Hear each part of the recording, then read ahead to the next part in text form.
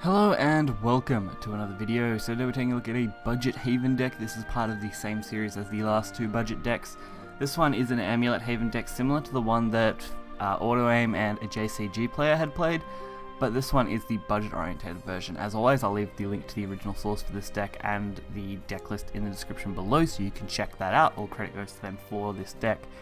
This is actually the cheapest of the three budget decks that I've shown so far, with only being 9,100 vials, which pretty reasonable and respectable for a budget deck. 9,000 vials is about where they sit these days. You don't really see things like the old aggro bloods that used to be about 5,000 vials. You only really see these sort of ones now, at least for the rotation format. Overall, this deck works very similar to the other deck that I'd played, where your amulets are your bigger focus, you get the most value out of those. But this one includes a nice Octobishop, which is great for healing and dealing with threats over and over again just because of how it functions. Also, it's got a few different variations with Priest of the Cudgel, Pure Annihilation to deal with kind of board floody type decks, and obviously to remove any kind of annoying cards like B&B, you have plenty of those banishments. The Taurus of the Great is your kind of big win con kind of card, where pushing this to face is a great card to do. Also, you can just use it to clear out annoying wards without actually losing a follower, so that works pretty well too. Of course, if you wanted to improve this deck, you would probably just look at the other deck that I had shown off, the Auto Aim or Amulet Haven. I'm sure you can find that video on my channel, it's only a couple of videos ago. And basically that deck is the improved version of this one, so it has a lot of legendaries in it. It's very expensive, but it plays a lot better. This deck overall I found to be about 50-50 on some matchups, just kind of based on what kind of cards you can draw and your opponent can draw. I think it's probably a little less consistent than the other two budget decks I showed off, because it does play that Amulet game, where the other two were much more of aggressive kind of big storm turns. This one kind of just is tempo based, so you're playing amulets, keeping a curve, always having followers on board to deal with opponents' threats, or just in general being able to deal with your opponent until you can just start chipping away at their health, or throwing your big threat like Taurus straight to their face for 5. Really the only way to deal with your opponent. So we'll get right into it and check out games. Okay, our first matchup is against Portal. Portal being pretty popular, I mean, in the way of Portal. It's not as popular as some of the bigger decks like Neutral Forest and stuff like that, but I've been seeing more and more Portal pop up lately. I think people are just looking for something different to play, and Portal provides that. I mean, it's probably one of the most fun crafts I've had to play so far, and probably one that I enjoy the most since I started Shadowverse. So we start off with a pretty good hand, getting a couple of 1-drops, also having a pretty okay curve overall. I mean, being able to go 1 into 1 is fairly reasonable. Not better than 1 into 2, but it functions just as well. We do see the early Hamlin though, which, not a problem, just kind of a nuisance, because we know they would have duplicated one of their 2-drops that they can play multiple of. That's the most likely situation. And again, looks like they're going for the same thing. Or maybe this time a 3-drop, because if you were pushing that curve, you'd probably want a 3-drop to be duplicated. But we do get off with our draw, which is nice. We've also got Octobishop, again, a great card for dealing with things like this, because it does heal pretty immediately. And they did just use a dimensional cut, so Octobishop should be reasonably safe to play.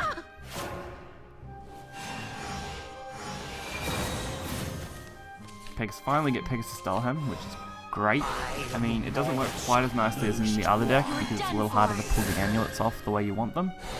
But it does do the job quite nicely if you just want an extra one of Pegasus Stalham for free. So it really does work out enough, at least from my testing. I haven't had enough games to say for sure whether Pegasus Stalham is great for this variation in general, and that's something you should focus on. I would definitely say pushing out the tempo plays are a little more important than worrying about getting Pegasus Stalham out. So Pegasus Stalham is kind of, if you have the curve and you've got it on, you can get it, stick it on board, and probably even trade it immediately with an evolve, then you're getting good value out of it. Otherwise, I would just kind of hold on to it till kind of mid-game, where you know you've got an amulet like we do here with the Tin Soldier. Being able to have that amulet that lasts a while gives you a few turns to work that Pegasus into your curve. Coming at you. Of course, Iron Forged Fighter, ruining everyone's lives, but not too bad because it's pretty easily removed. So this is the sort of curve where you want it. So you have a way to deal with the Pegasus, really, not the Pegasus, sorry, the Ironforge Fighter effectively by throwing out our own Pegasus, which is great. If they end up trading the Pegasus goes straight onto the Tin Soldier Amulet, and we just get extra value out of that Amulet going forward. Can't really say it's too bad at all. Relax, I'm a specialist. You do see them trade into it, which is great. I mean, one removes it from the board, two gave it some value, and we can basically remove everything here. All we need to do is stick 2 damage to this board for next turn, and then have probably something die at this point, and we can play Taurus the Great. Even if something doesn't die, I mean, we're going to win based off the Cudgel and the 5/6 anyway, so they're basically forced to remove something. We just gotta hope they don't remove both.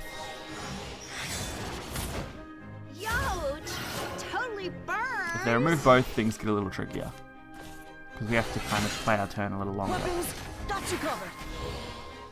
But as far as stuff goes now, if they do manage to remove both, I'm sure we'll still be okay. But it doesn't look like they have it, which is great. It means that Taurus the Great is actually going to be a perfect lethal there with more than enough damage to just clean this game out.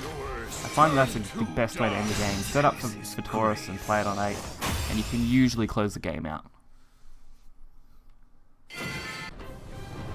Next up, Forest. Forest is one of those decks where you just want to kind of die immediately. No. Forest is a little bit of a pain. I mean, it's definitely got its problems, but overall, Neutral Forest and Elephant Forest are extremely powerful decks. Being able to avoid all wards with stuff like Elephant and putting an extremely difficult follower to deal with B&B is just a nightmare. So usually when I go into a Forest match, that's what I expect it to be. If it's not, it's usually something a little more aggressive, which is usually not too bad to us. So, and seeing Kitten, I can quickly assume that it's going to be an aggressive deck. So even off the first 1-drop, we can tell that it's most likely not a problem. And we do get the Beastly Val out on 2. Beastly Val is a really awkward one, I find, to play with Pegasus Dullhand, because getting it on curve doesn't really work. You really would have to play it on 3, and that just doesn't feel great. Pure-Hearted Singer, though, does get some decent play here. I mean, we get the amulets that we can use for the next couple of turns, and we can quite easily use this as a trade fodder into the Wood of Brambles, which is great. And with that, we should actually be able to deal with most of this board. The 1/2 will deal with the Kitten pretty quickly, and the Hourglass will very, very easily deal with the 2/2, so not too bad at all in that sense, that we get to deal with the board effectively.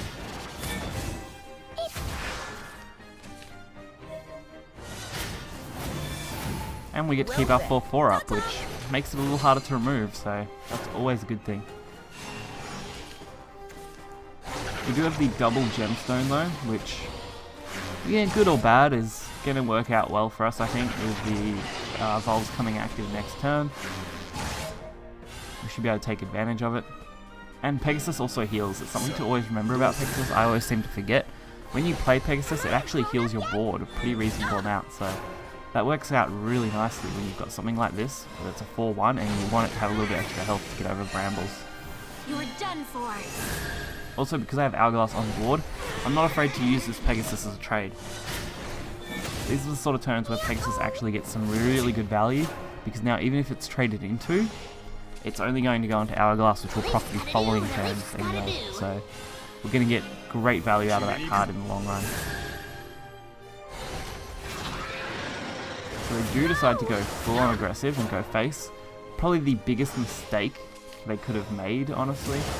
I mean, it gives me open course to target whatever I like here, while setting up as much of a turn as I really need to. I mean, Frog Cleric is going to heal 3, putting us back to 10, while also putting us in a really nice spot. I mean, we get the Owl to proc next turn, which also gives us the Pegasus. With this Ivy and this elixir. But they do get a pretty okay hand. I mean, the Ivy Spellbomb is a great card. Stop! If only we were on turn 8, Taurus would have been amazing last turn, but unfortunately we do have to wait that one out. So we're in a little bit of a pickle now. I mean, they've got us down to 5 from 10. It's not going to be the hardest thing in the world, it's just a little annoying. And lucky for us, we do have the Evolve, which will mean this Aqua Bishop can actually get some really good value on this 3-3, basically trading with it for free, keeping its stats at max, and we get the Turtle to do something now, so... All we have to hope is they don't have 4 damage, which, to have 4 damage at this point in the game with 4 cards in hand, would be a little difficult. The only luck would have been a Fairy Driver or Double Elf Song. Even Double Elf Song probably wouldn't have worked. So it was very in our favour at this point. And since they weren't able to remove anything, Taurus the Great now gives us way more than enough to go to lethal with 17 damage on board. So it worked out really well. I was actually happy with how these couple of games played out. So while this deck isn't perfect, I think it's a great budget option for some new players. I mean, it's literally the cheapest of the 3 budget decks we've looked at. It doesn't require any legendaries at all, as all the budget decks haven't. And the gold costs are literally only in the Globes and the Pegasus and the Taurus. So you're only running, what, 8 golds total, which ain't too bad. I mean, you could craft most of those for the cost of 1 legendary, so it's pretty reasonable if you are interested in playing Haven and looking for a reasonably cheap deck. But this deck, I do want to say, requires a little bit of thinking. For a newer player, it might be hard to play because you've got to be careful of the amulets and make sure you know what amulets are doing what. So if you have experience with card games, this could be an okay deck for you. But if you are very new to Shadowverse as a whole and you're not having much luck, I do recommend the previous 2 deck videos. They are much better for a beginner. So hopefully you guys enjoyed this video. If you did, hit that like button and subscribe. As always, deck list will be in the description below along with the source, and I'll catch you guys next time. See ya.